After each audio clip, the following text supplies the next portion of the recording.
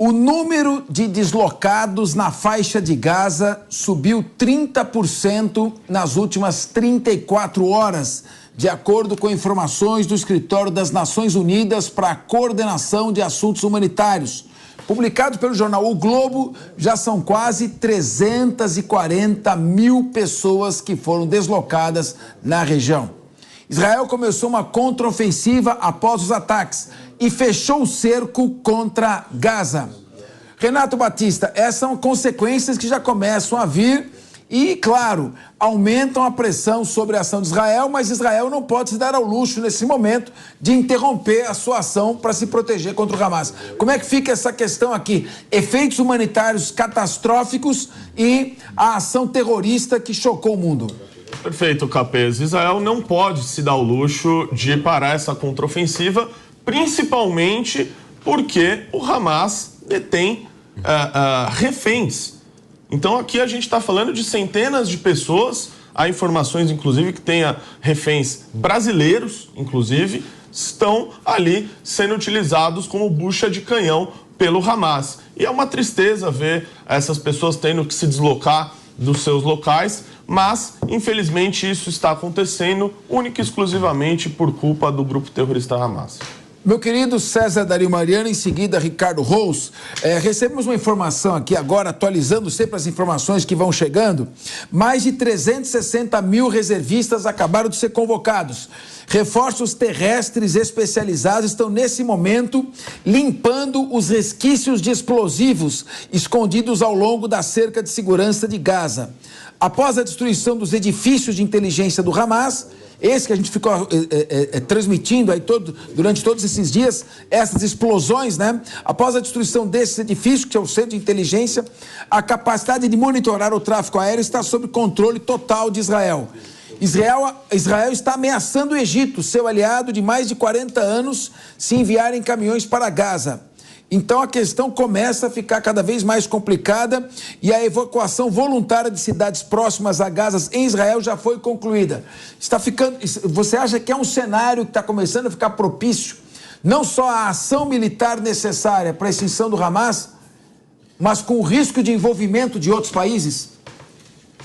O que nós temos que ter sempre em mente é que não é uma guerra regular. Nós estamos falando de uma guerra irregular.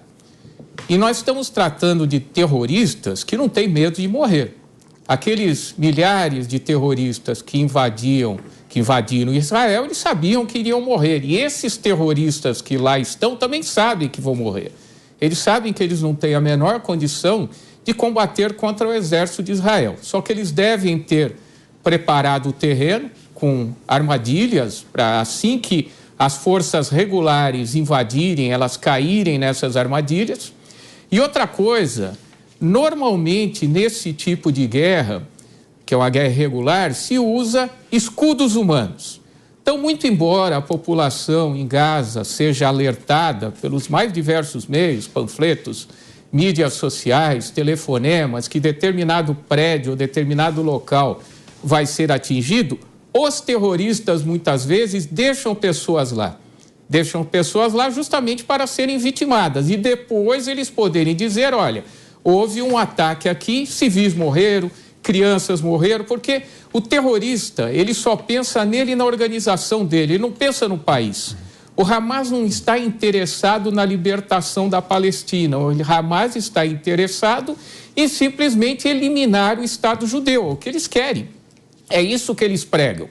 Então, eles não vão deixar todas as pessoas saírem da faixa de Gaza. Por quê? Porque eles precisam dessas pessoas como escudos humanos. Então, eles não vão permitir que isso ocorra.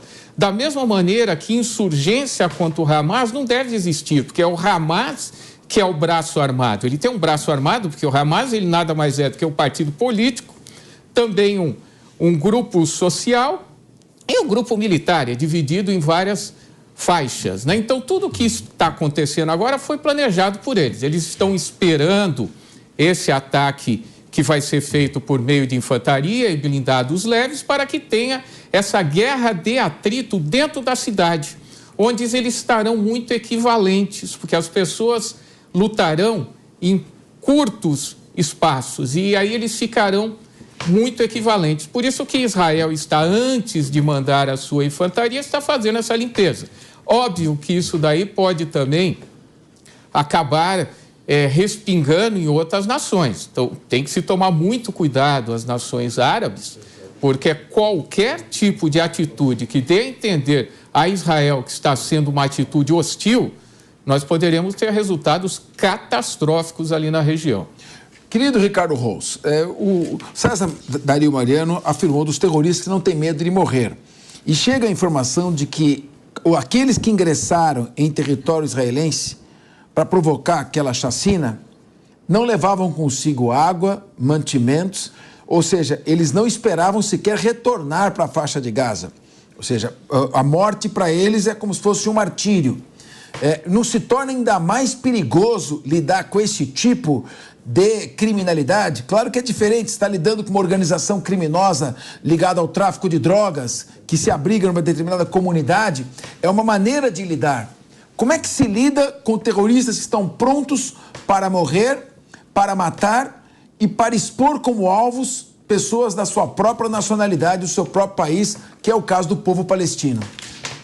Capês, o Hamas educa crianças e jovens já para esse fim triste, que é morrer e matar pessoas em nome da sua causa. Isso é ruim. O braço político do Hamas, que controla a faixa de Gaza, que controla escolas, que faz esse processo de educação, e eu falo educação porque pega desde criança, vai colocando na cabeça dessas crianças que elas podem virar mártires se elas se rebelarem contra o Estado de Israel, enfim. E muitos deles, como você falou, entraram nesse ataque agora, terrorista, sem a menor possibilidade de sobrevivência. Já sabiam que iam morrer. Entraram sem condição de água, sem condição de comida, já indo direto para a morte. Mas nesse trajeto, mataram milhares, centenas de pessoas no seu caminho, pessoas civis, pessoas inocentes. E Israel está numa condição dificílima que não deve, e eu acredito que não vai recuar. Em outras oportunidades de confronto que Israel teve com o Hamas, em outros ataques, ele já recuou, teve a oportunidade de aniquilar esse grupo terrorista e não fez. Então eu acho que agora esse cerco que está acontecendo na faixa de Gaza, apesar da pressão internacional e com todos os cuidados que deve se ter para ter o mínimo de perdas de civis possíveis,